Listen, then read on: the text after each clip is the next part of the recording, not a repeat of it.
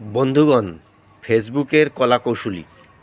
তো ফেসবুক যারা আমরা করি, প্রত্যেকে কিছু না কিছু টপিক আমরা নতুন নতুন তৈরি করি এবং নতুন নতুন করে সেগুলো আমরা কিন্তু ফেসবুকে আপলোড দিই।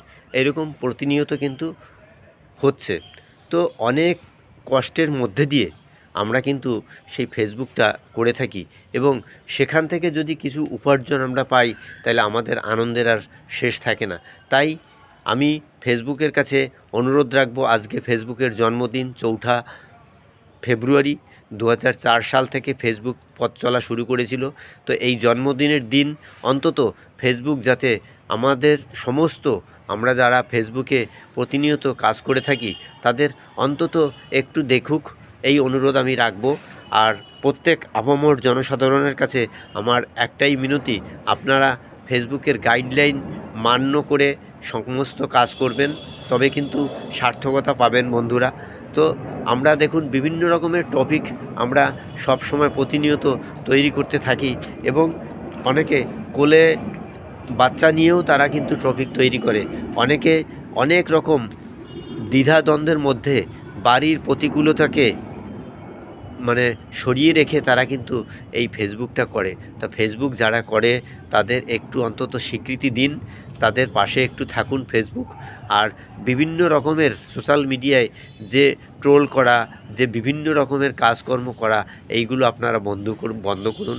আর একটা ধ্বনি উঠেছে, একটা রব উঠেছে যে ফেক স্টার। আচ্ছা বলুন তো দেখি, এই যে ফেক স্টার, এই ফেক স্টারের কী দরকার ছিল?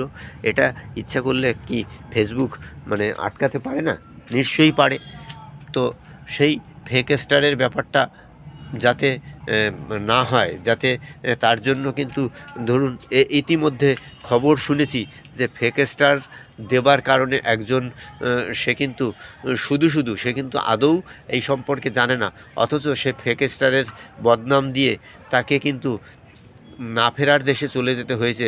সে মান অপমান কোনো কিছু সে আর সহ্য করতে পারেনি, তাই সে কিন্তু না ফেরার দেশে চলে গিয়েছে। তার শুনেছি যে একটা বাচ্চা অলরেডি আছে এবং আর একটা বাচ্চার পিতা হতে গিয়েছে সে, কিন্তু সেই অবস্থায় সে কিন্তু অপমান বোধ সহ্য করতে না পেরে সে কিন্তু না ফেরার দেশে চলে গিয়েছে বন্ধুরা।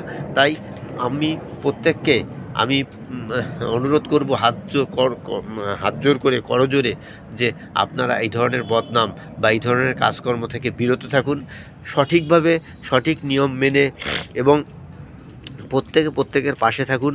আমাদের সার্থকতা কিন্তু আসবেই বন্ধু, সার্থকতা কিন্তু আমাদের দোরগোড়ায়। তাই আর কথা বাড়াবো না। প্রত্যেককে রইল আন্তরিক অভিনন্দন এবং শুভেচ্ছা ও ভালোবাসা। সেই মার্ক জাকারবার্গ যিনি এই ফেসবুকের কর্মকর্তা, তার কাছে আমার এই আবেদন যদি পৌঁছে যায় তাহলে খুবই ভালো হয়।